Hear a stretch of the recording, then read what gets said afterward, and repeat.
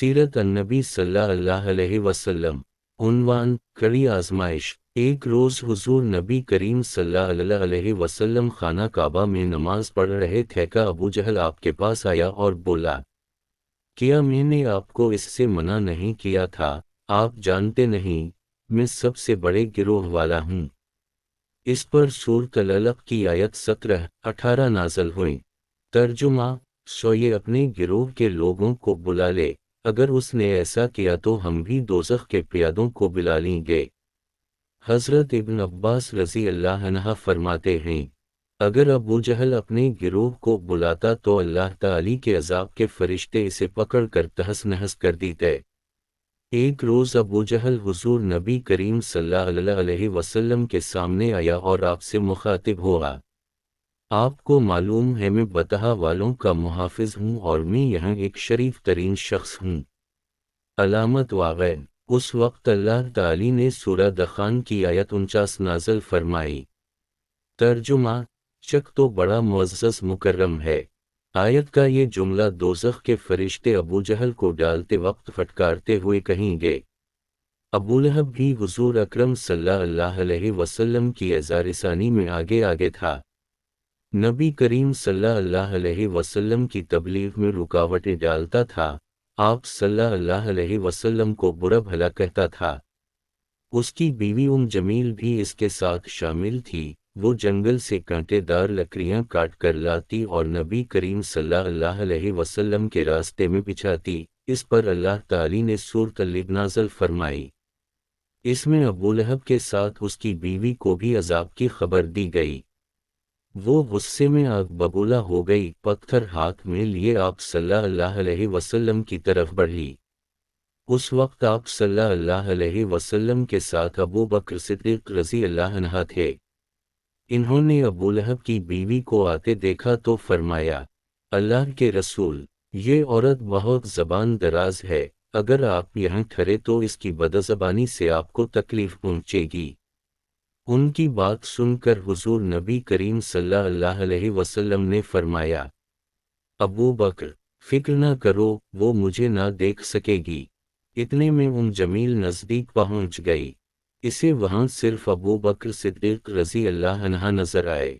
वो आते ही बोली, अबू बकर, तुम्हारे दोस्त ने मुझे जलील किया है, कहाँ है तुम्हारा दोस्त जो शेर पढ़ता है? अबू बकर बोले, क्या तुम्हें मेरे साथ कोई नजर आ रहा है? क्यों, क्या बात है? मुझे तो तुम्हारे साथ कोई नजर नहीं आ रहा। इन्होंने पूछा, तुम उनके साथ क्या करना चाहती हो? जवाब में उसने कहा, मैं ये पत्थर इसके मुंह पर मारना चाहती हूँ, उसने मेरी शान में नाज़ेबा शेर कहे हैं। वो सूरत अल्लाह की आयत को शेर समझ रही थी। इस पर इन्होंने कहा, नहीं, अल्लाह की कसम, वो शायर नहीं हैं, वो तो शेर कहना जानते ही नहीं, ना इन्होंने तुम्हें जलील किया है। ये सुनकर वो वापस लौट गई।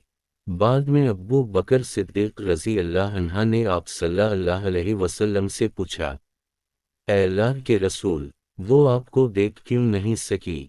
आपने इरशाद फरमाया, एक फरिश्ते ने मुझे अपने परों में छपा ली था। एक रिवायत के मुताबिक आपने ये जवाब इरशाद फरमाया था, मेरे और इसके दरमियान एक आड़ पैदा कर दी गई थी। अब्बू लहब के एक बेटे का नाम अतबा था और दूसरे का नाम अतीबा था। ऐलान नबूवत से पहले रसूल करीम सल्लल्लाहु अलैहि वसल्लम ने अपनी दो बेटियों हज़रत रक़ी और हज़रत कुलसूम रज़ी अल्लाह अन्हुमा का निकाह अब्बू लहब के उन दोनों बेटों से कर दी था। ये सिर्फ निकाह हुआ था, अभी रुखसती नहीं हुई थी। इस्लाम का आगाज़ हुआ और सूरह लहब नाज़िल हुई तो अब्बू लहब ने गुस्से में आकर अपने बेटों से कहा, अगर तुम मोहम्मद की बेटियों को तलाक नहीं दोगे तो मैं तुम्हारा चेहरा नहीं देखूंगा। चुनांचे इन दोनों ने इन्हें तलाक दे दी। देखा जाए तो आप सल्लल्लाहु अलैहि वसल्लम की बेटियों के लिए इसमें हिकमत थी, गोया अल्लाह ताली ने चाहा कि ये पाक साहबजादियां अतबा और अतीबा के यहाँ ना जा सकीं। ये रिश्ता इस्लाम दुश्मनी की बुनियाद पर ख़त्म किया गया, यानी आप दोनों चूंकि नबी करीम सल्लल्लाहु अलैहि वसल्लम की साहबजादियां थीं, इसलिए ये कदम उठाया गया। اس موقع پر عتیبہ نبی اکرم صلی اللہ علیہ وسلم کی خدمت میں حاضر ہوا اور اس نے آپ کی شان میں گستاخی کی۔ آپ صاحبزادیوں کی وجہ سے پہلے ہی غمگین تھے، ان حالات میں آپ نے اس کے حق میں بد دعا فرمائی۔ اے اللہ، اس پر اپنے کتوں میں سے ایک کتا مسلط فرما دے۔ عتیبہ یہ بد دعا سن کر وہاں سے لوٹ آیا، اس نے اپنے باپ ابو لہب کو سارا حال سنایا۔ اس کے بعد دونوں باپ بیٹا ایک قافلے کے ساتھ ملک شام کی طرف روانہ ہو گئے۔ راستے میں یہ لوگ ایک جگہ ٹھہرے، وہاں قریب ہی ایک راہب کی عبادت گاہ تھی۔ راہب ان کے پاس آیا، اس نے انہیں بتایا اس علاقے میں جنگلی درندے رہتے ہیں۔ ابو لہب یہ سن کر خوف زدہ ہو گیا، نبی کریم صلی اللہ علیہ وسلم کی بد دعا یاد آ گئی۔ اس نے قافلے والوں سے کہا، تم لوگ میری حیثیت سے باخبر ہو اور یہ بھی جانتے ہو کہ میرا تم پر کیا حق ہے۔ انہوں نے ایک زبان ہو کر کہا، بے شک ہمیں معلوم ہے۔ ابو لہب یہ سن کر بولا، تب پھر تم ہماری مدد کرو، میں محمد کی بد دعا کی وجہ سے خوف زدہ ہو گیا ہوں، اس لیے تم لوگ اپنا سامان اس عبادت گاہ کی طرف رکھ کر اس پر میرے بیٹے کا بستر لگا دو اور اس کے چاروں طرف تم لوگ اپنے بستر لگا لو۔ ان لوگوں نے ایسا ہی کیا، یہی نہیں، انہوں نے اپنے چاروں طرف اپنے اونٹوں کو بھی بٹھا دی۔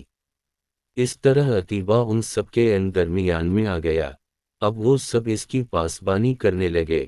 ان تمام احتیاطی تدابیر کے باوجود حضور نبی کریم صلی اللہ علیہ وسلم کی پیش گوئی پوری ہو گئی۔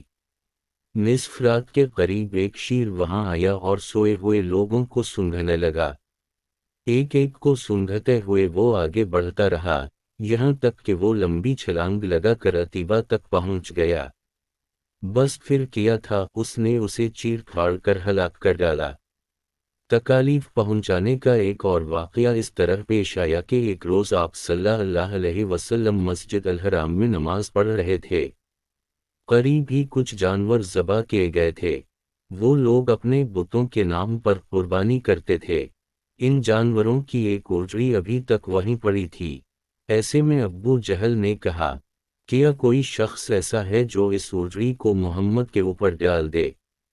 ایک روایت کے مطابق کسی نے کہا، کیا تم یہ منظر نہیں دیکھ رہے ہو؟ تم میں سے کون ہے جو وہاں جائے جہاں فرق قبیلے نے جانور ذبح کیے ہیں، ان کا گوبر، لید، خون اور اوجڑی وہاں پڑے ہیں؟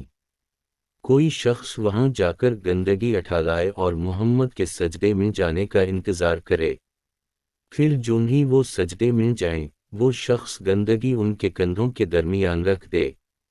تب مشرکوں میں سے ایک شخص اٹھا، اس کا نام عقبہ بن ابی معیط تھا، یہ اپنی قوم میں سب سے زیادہ بدبخت تھا۔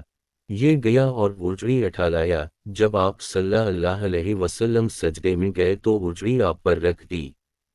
اس پر مشرکین زور زور سے ہنسنے لگے، یہاں تک کہ وہ ہنسی سے بے حال ہو گئے اور ایک دوسرے پر گرنے لگے۔